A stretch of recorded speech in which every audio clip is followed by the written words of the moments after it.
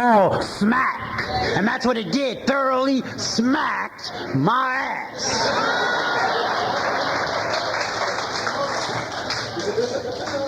But in all of my addiction, I paid for the pain, and I called it pleasure.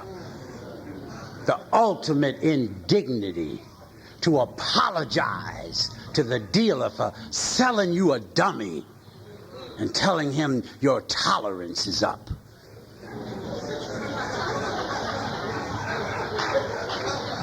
So I took methadone for 9 years and 2 months, 100 milligrams a day. And it didn't stop me from using all the other drugs. So I took the ups and the downs, the Tuanols, the Seconols, the Nimultols, the what they call them pills, them gorilla pills, them Dordans, them pills that tell you can kick the police's ass pills.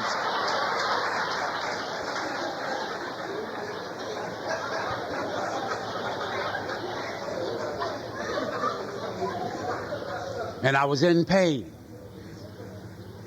And I was in pain. And I was in pain, y'all. I'm talking about I was in pain every day of my life. I was in pain.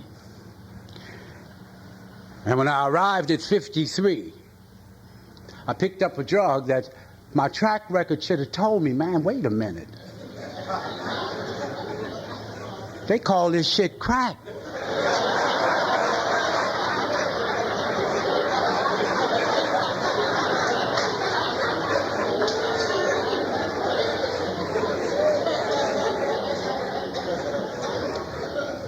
But you see, I ran across 6-lane highways to get to the liquor store because it was 1 minute to midnight.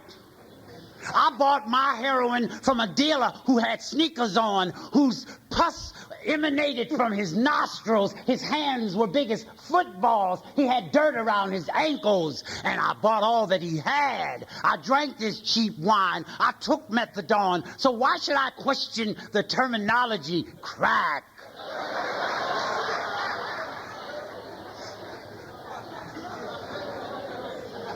But I soon found out why.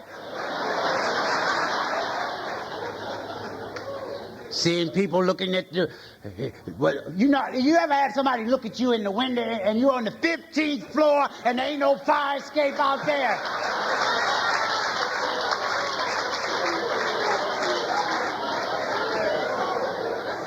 You think the bells of the good humor man is the police coming after you.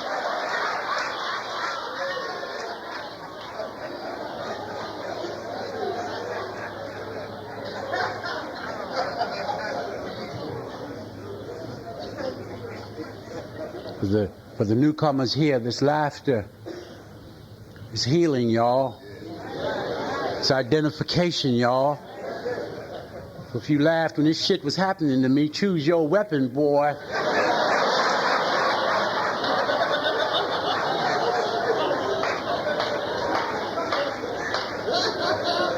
God is good all of the time. So that y'all told me at 54 years old, and with God's grace, one day at a time, I'll hit my 61st birthday within 3 weeks. Yeah.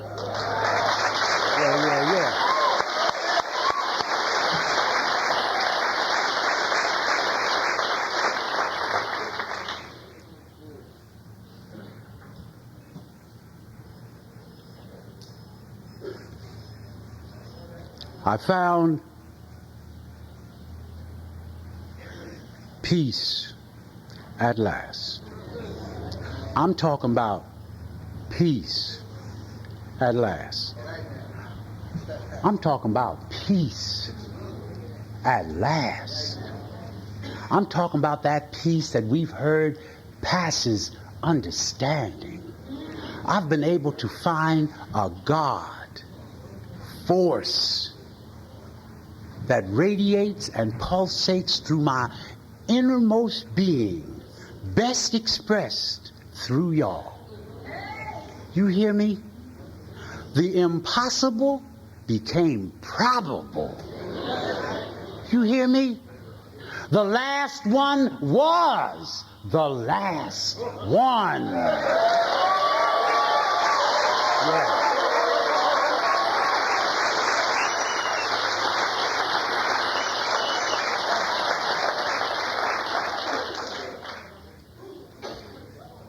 I got a God that I only called on in moments of convenience. God, don't let that be the police, God. God, don't let this judge give me no long time. God, you know I can't do it, God. God, this is my last money, God. God, don't let it rain tomorrow. You know it's Sunday, God. It's your fault, God. I hate all you white people, God. But I hate all you black people too, God. I hate brown people and yellow people, but I despise, loathe, and detested me.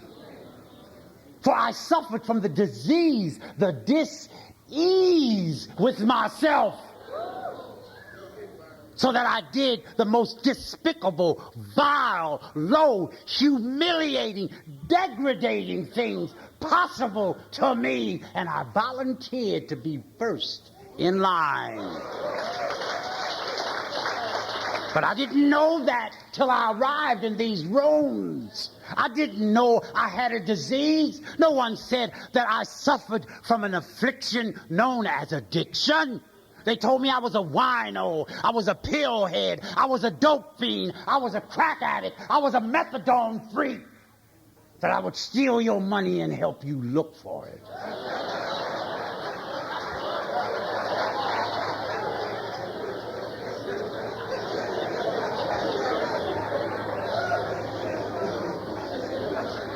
As long as the ties that bind us together are stronger than those that would tear us apart, all will be well.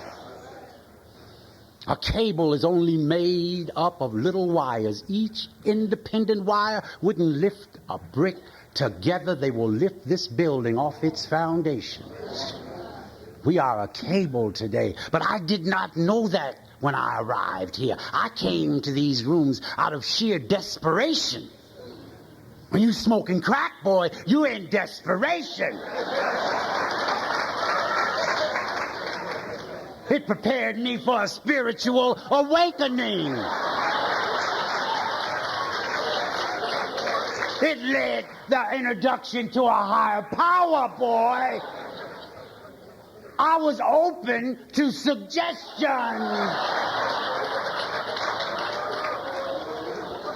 Just maybe there might be a God out there.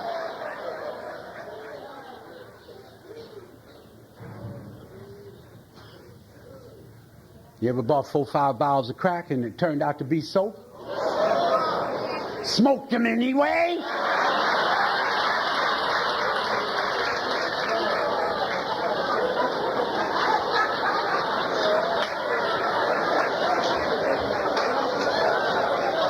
No, I did.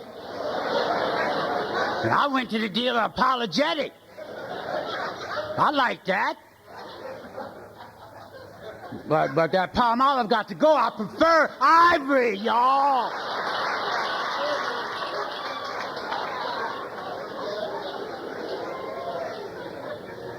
So I needed to know that there was a way. But as I say, I came in negotiating. What do you mean give up everything? Everything? I'm 54. How can you ask me to give up everything? You don't straighten up an old tree unless you kill it. Y'all told me one day at a time that more would be revealed. Came in the racist. Came in wanting to write a 13th step. But you see, I came in Though I had dirty ankles and was eating Twinkies, I read the New York Times. And I loved the Science Times section on Tuesdays. It was about the electron microscope and subatomic particles and the quarks and neutrinos. And there was outer space and the galaxies and infinity. And there was the Crab Nebula and the speed of light. And I didn't see the validation of God. And I used it as the driving force that said, you see, there ain't no God. But every time I would say that and find another shred of evidence or proof that of the invalid in the non-existence of God, my hole got bigger, and my need to smoke more crack grew, and the need to drink more wine grew, and the need to say it was your fault grew, and the need to despise me more grew. But I came in the rooms, and y'all told me that this was going to be about self-discovery. You told me that it was going to be about change. You told me that if I didn't change, I would find myself on the corner asking for change.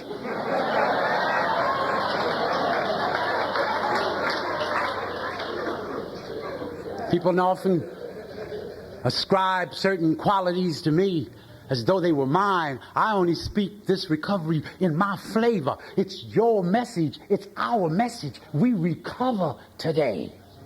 We uncover today to discover today who we are. And we are loving, compassionate, caring individuals with a God force in our lives. And I found that in the rooms. So that oftentimes people will say, you sound like you preaching, man. Fuck that, I got something to preach about today. You hear me?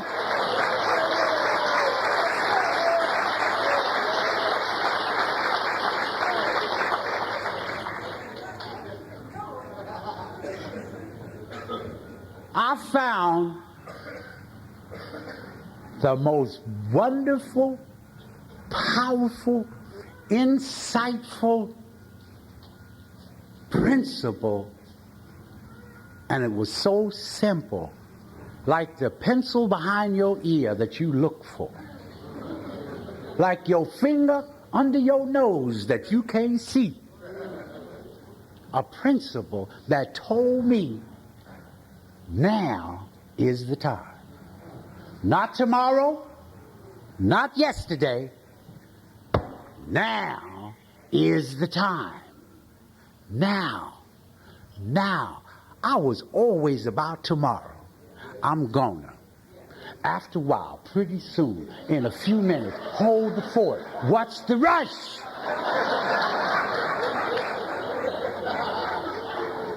Or the reverse side, I shoulda, I woulda, I coulda, and I had lost sight on now. And y'all told me, keep it in the now. Because my now was always desperation. My now was always a crisis. My now was a place that of all places I did not want to be in. So I had to medicate now. Whatever the feeling was, I had to get outside of it because I didn't like the feeling. Good feelings, let's get high. Bad feelings, let's get high. Hit the number, let's get high. Miss the number, let's get high.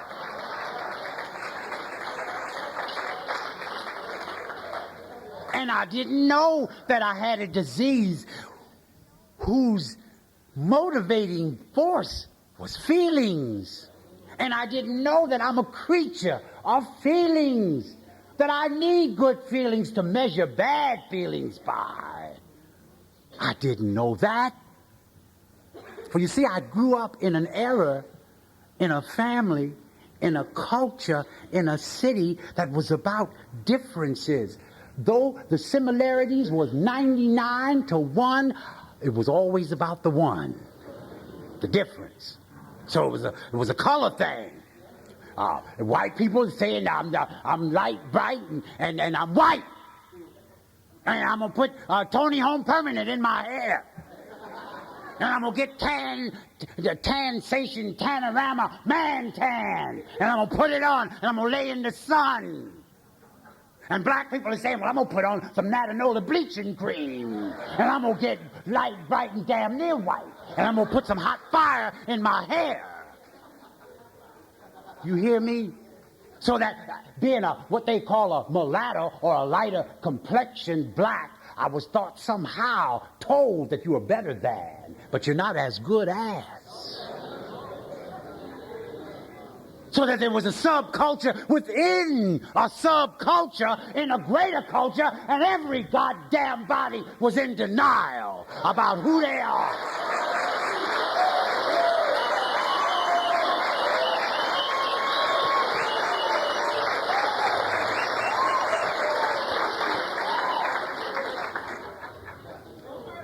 And God knows I didn't use his name in vain. But some of the terms that I use, and if you notice, and those that have heard me share before, I'm doing pretty good with profanity today. But this is a foul, low-down, dog, skunky, scoundrel, monkey-faced disease, boy. It always told me, don't worry about it. All you need is one. All you need is a taste, a pill, a corner, a pinch, a ping, just one. And I got this committee up here, and it always outvotes me 5-1.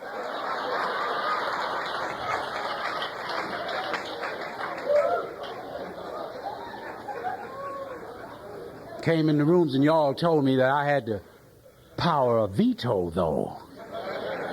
I'm chairman of the committee.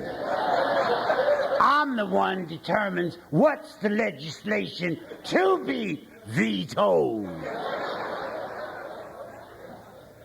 So growing up in this culture, and everybody in my family being the youngest of 6 boys, the only female in the house was my mother, who oftentimes acted as though she was my father, for she was the dominant force.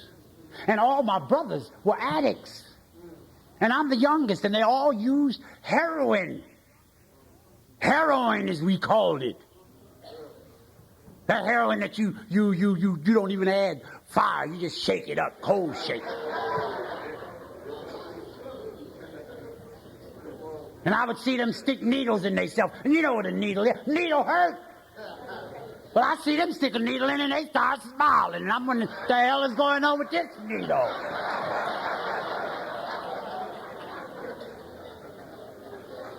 So I grew up in this denial. But I did not know as a child, y'all, it was denial that the recovery, should it ever take place, had to come from inside out. Had to become an act of self-discovery. For as I said, I loathed me. But when I came in the rooms, I met a man named Walter B. God bless him. He's had a bit of a bout the last several months that's put him a bit under the weather. Keep him on my prayer list. This man was within my age range, but a bit younger. And I happened to end this men's meeting being beat down in the mud from this crack, being hopeless, being just, you know what I'm talking about, boy, if you ever smoke crack, boy. And it was a cold winter, February of 1988. It was a winter analogous to this past winter, when we had storms after storms after storms. And when you're 53, you can't throw no more bricks through windows. You can't sell wolf tickets to the dealer. Take your shit, fuck your Uzi.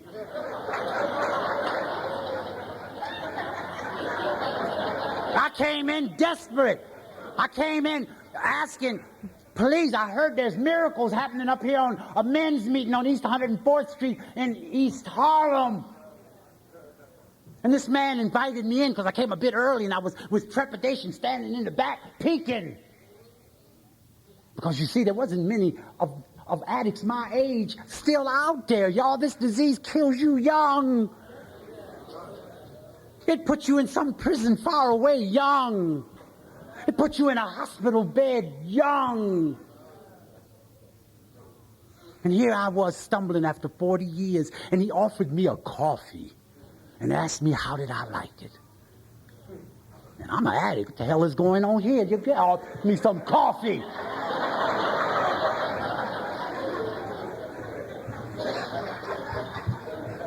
But let me tell you, that was the turning point.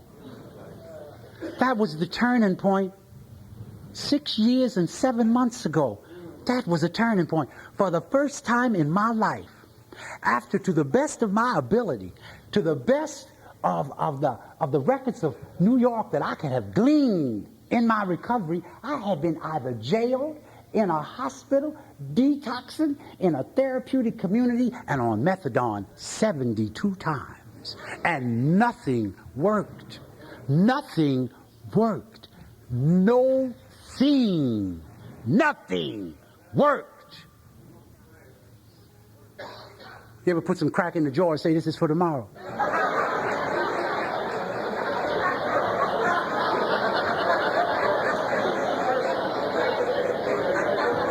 Willpower didn't work. 1 minute after midnight, tomorrow.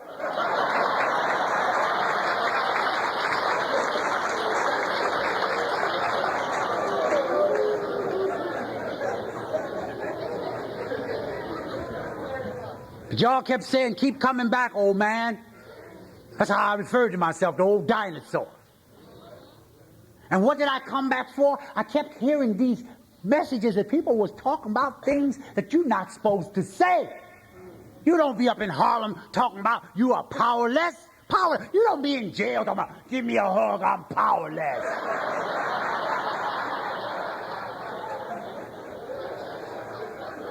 Surrender to what? These words were not only anathema to me, they were totally foreign. Because my disease of addiction was about the next one. It was always the next one. Always the next one. To hell with this one and the last one. It was the next one. For all I needed was the next one. And y'all said to me, more will be revealed.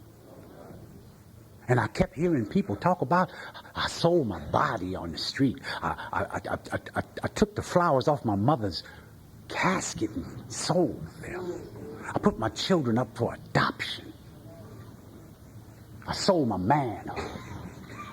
And all these flavors went through me. For it wasn't until I came in the rooms I was able to divulge that I was sexually abused on a regular basis as a child and learned to like it. But yet when I would speak about it to my parents, nobody believed me. And that's hurt. Deep down hurt. But you don't speak about that. But those were the feelings that drove me to use. Because y'all told me my use was a symptom. That until I acknowledged the fact in the first step that I was powerless over you. God, grant me the serenity to accept the people that I cannot change, the courage to change the person I can, and the wisdom to know that it's me.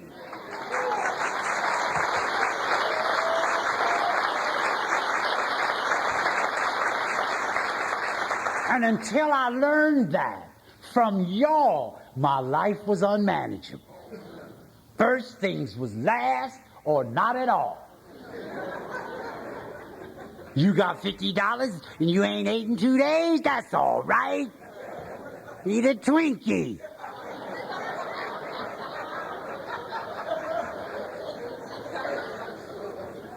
Because you got to cop. You got to buy a substance that's going to take you outside of yourself, that can make you look in the mirror, and when I wash my face, look in my eyes, because you see, if I wasn't doped up and skied up and bent out of shape, I could not look at me. I looked down here, I looked up here, and I looked over here, and my jaws was, and I thought I looked all right. I came in the rooms, and y'all told me it was going to be about a journey. that was about the destination I would never arrive at. That it was going to be always about today, and it was going to be always about learning to love Ernie.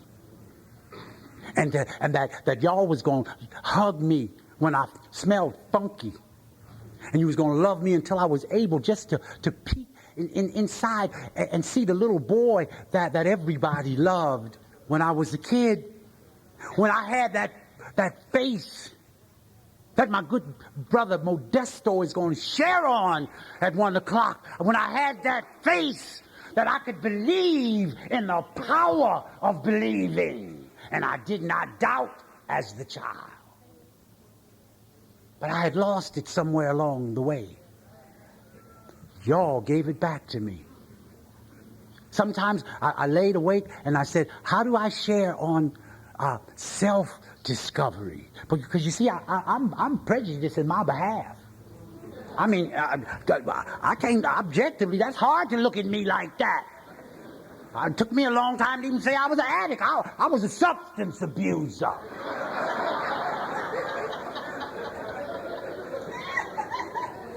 It was merely an aside that I chose to drink Swiss Up and Gypsy Rose and Thunderbird and the Midnight Rider.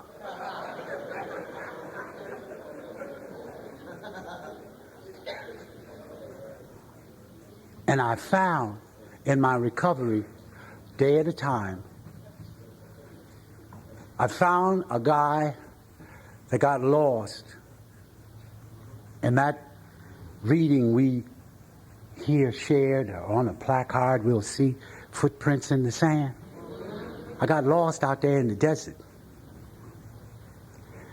And I cursed God every step of the way, y'all. I praised God every step of the way, y'all, now. I got a God that has allowed me to look at me and see you. How you like that? Hear me, Brother Usman? To see me in all my imperfections, in all my shortcomings, in all my character assassinations, in all my comparing, oh, I want to be better than. I get better because I sure am not the man I used to be. May not be the man I could be, but just for today, I'm right where I'm supposed to be, in the rooms of Narcotics Anonymous.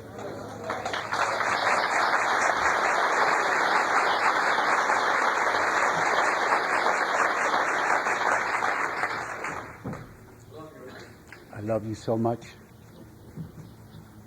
And I wanted to cry so many times this morning, it blows me away. But they're tears of joy. I often share, and I get a bit emotional, but that's all right. Bear with me. I salivate the word freedom. You hear what I said? I'm talking about, free is a one-syllable word, free. Fra-e, at last.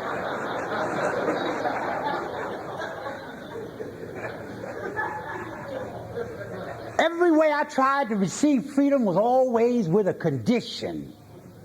You know those conditions? We say this is a program of unconditional love. Not I'll love you, but I'll love you if, I'll love you because, I'll love you although, I'll love you maybe, what's in it for me, love? And I came in and I found the love that was the ingredient to self-discovery. For it was a love that was pure, that what made me want to cry today, I saw you people come out here for me.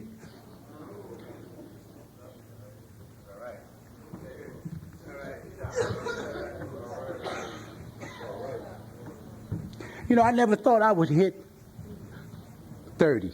See, I used to drive a car as a joy through red lights. I love to drive through red lights at a high rate of speed. And God didn't allow me or bless me that I didn't kill nobody, nor me. I used heroin to overdose. You know what an overdose is? Your blood pressure drops. Your body temperature drops. Your pulse damn near is non-existent. Your heart is missing beats and tripping and flipping.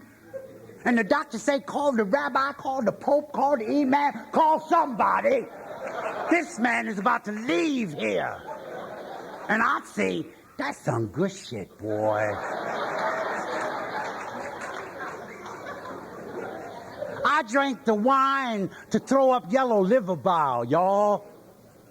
When you store the bottles under the bed as though they were a deposit. When you hold onto the toilet bowl as though you're praying at the fountain. I used to die, y'all. Now I stand to live. You hear me?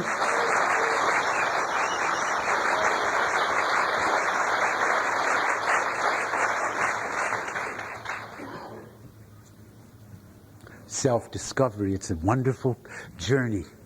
You know, if you took a trip on a plane, or no, better yet, on a train, from what they say, if you ever plan to motor west, take the highway, travel my way, that's the best. Get your kicks on Route 66. It winds from Chicago to L.A., more than 3,000 miles all the way. Get your kicks on Route 66. Now you go through St. Louis, Joplin, Missouri, and Oklahoma City looks mighty pretty. You see Amarillo, Gallup, New Mexico, Flagstaff, Arizona. Don't forget Winona, Kingston, Boston, San Bernardino. Won't you get hip to this timely tip? When you make that California trip, get your kicks on Route 66. Why I said those lyrics was my journey inward of self-discovery. I was on a trip that, looking out the windows, I saw all these magnificent sights passing called the 12 steps and traditions. The preambles, the slogans, the hugs, the kisses, the comebacks, the one days at a time, the relapsers telling me what I better not do, those that have not relapsed telling me what you doing is right on time.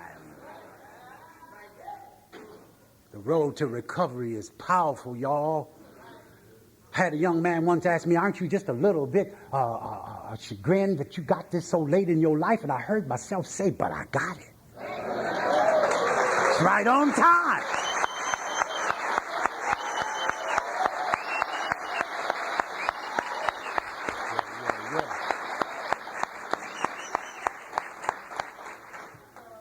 Got me a sponsor named Ron. I'd like to speak of him. You see, he's half my age. In fact, when I got him 6 years ago, I was not only twice his age, but a few more years. But as you age, there's something that gets closer together.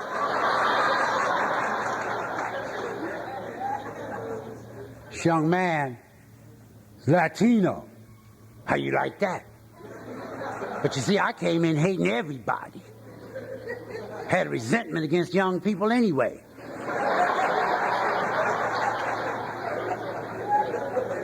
But they say, if you want to make the world a better place, you know, they say the young man is young, but he ain't lived long enough to know what to do with what he got.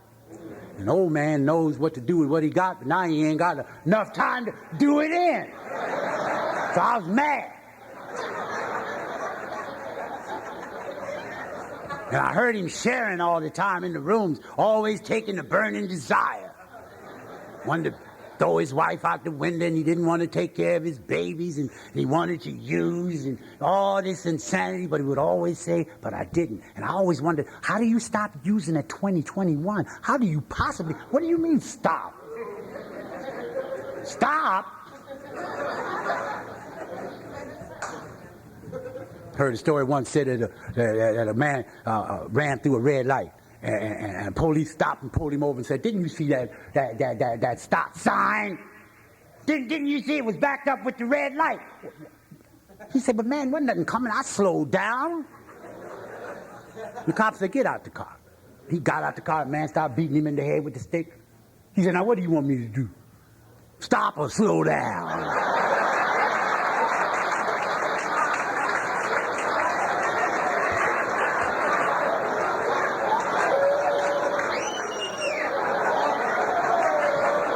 So I saw in this young man a way that I could stop.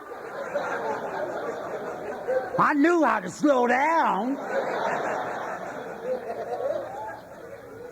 And he taught me, and I never changed sponsors. They say, why change the horse in the middle of the race? You winning. Yeah. God is good. God is good, huh? All of the time. Even when I don't think so, more will be revealed. It's not my slogan. I didn't create God is good. God is good because God is good. Got to debate that. Truth don't need no proof is true.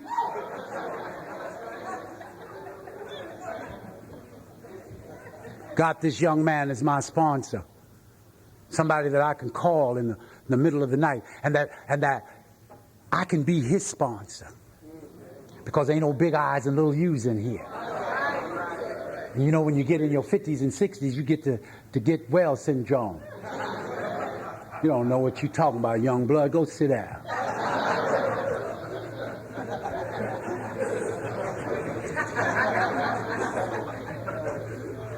And he calls me up short. He said, let's work on the step together. And I've grown, y'all.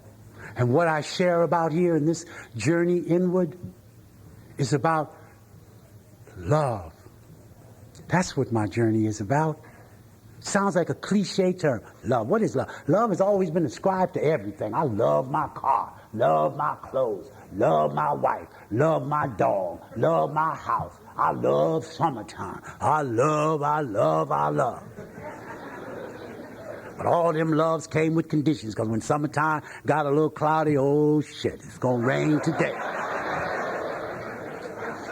When the new model car came out, I don't love my old car no more. They pulled up the cuff on the pants, now I gotta get rid of my wardrobe. Y'all told me about a love that when we turn out the lights, everybody looks the same in the dark. Told me about a love that was spiritual. Told me about a love that would, to try to describe it is to describe the wind. I can't see the wind, but Lord knows I sure enough feel it. You know what I'm trying to say? The fish can't see the water in which he swims, but he's in the water. I can't see my God, but I see him in y'all when you raise your hand and you say, you didn't get high today. You hear me? Do you know what it is to cop against your will? You know. You know when the tears is locking under your chin and you don't want to buy no more. You know what I'm talking about? When you have been beat down, when you go to the hospital and you beg the nurse to let you in. And she said, there's just no more beds, son. Come back Monday. And you say, nurse, if I go back out there today, I'm going to die. I cannot make it till Monday. She said, well, my hands is tied. There are no beds. Suddenly, what a miracle. What happened? Somebody died, signed out or whatever. She looked at me, she said, you know, there's a bed. I get in the hospital, eat a meal or two, Saturday and Sunday. Monday come, nurse come on the ward. I say, give me my papers. There wasn't no salt on the potatoes this morning.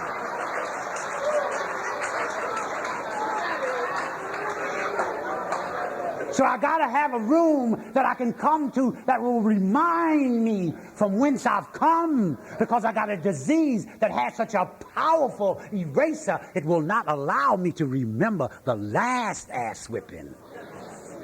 The one that made you humble. It always would take me back to the beginning. when I had that warm feeling, when my stomach flipped and you get to scratching and yawning and pulling on yourself and digging in yourself and you're all bent out of shape.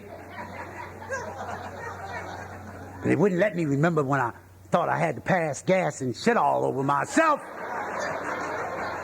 It wouldn't let me remember that when I saw the dope dealer coming down the block and I was sick and my stomach was in knots and my back was in cramps and my nose was running and my eyes was tearing and I was yawning. I had a slime in my mouth and I was sweating in the wintertime and I saw the dealer and my nose stopped running and my eyes stopped tearing and my slime cleared up. And I broke out into a smile and he said, but man, I just sold out and my nose started running.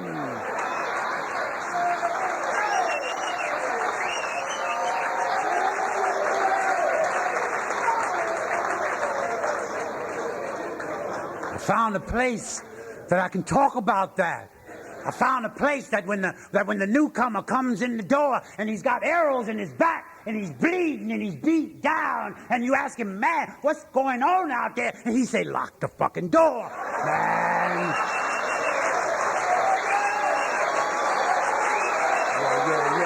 Yeah.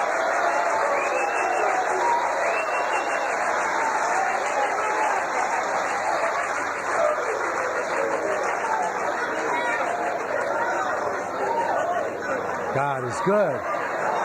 Love you. Love you. God is good. So I've hit the lotto, y'all. I got a winning ticket. I don't have to wait 20 years for the payoff.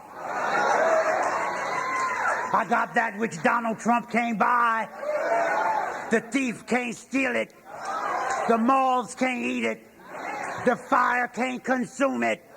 It never goes out of style. I got a God that I can call. His line ain't never busy. He don't never put me on hold. He don't never say call back. He don't never say cut it short. He don't never say didn't I answer that last week, old fool. And he's loving. And he's forgiving. And he's compassionate, and he's understanding, and he says, come as you are. To the newcomers, don't stay new, stay. To the old timers, keep coming back. Though you may have a life outside of NA, its foundation is NA.